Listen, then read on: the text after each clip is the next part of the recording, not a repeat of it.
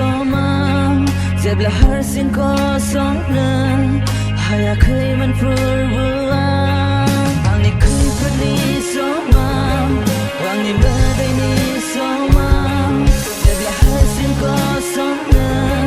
Haya kuy man purbuang Ang zeni sado mo Ang zenzi sudo mo Ang zenga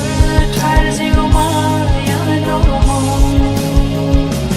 Ang zeni sado mo Ang zenzi sudo mo Ang zenga tarzigo ma yado mo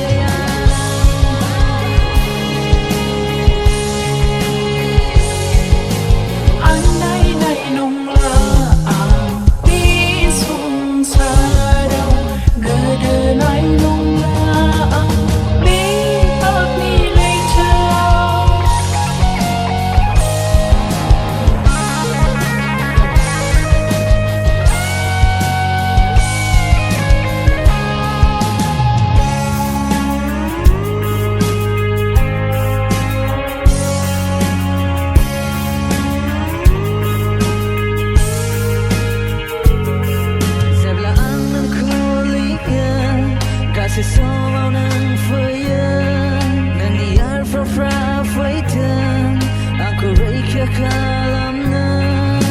Nerziya sele rao Sekha nai he he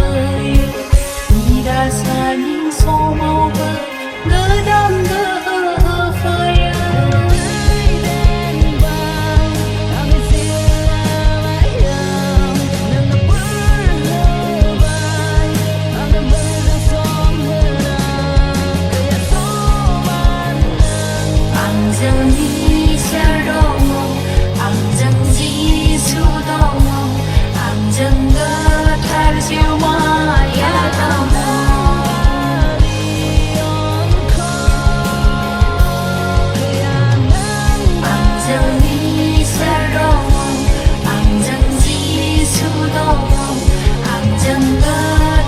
you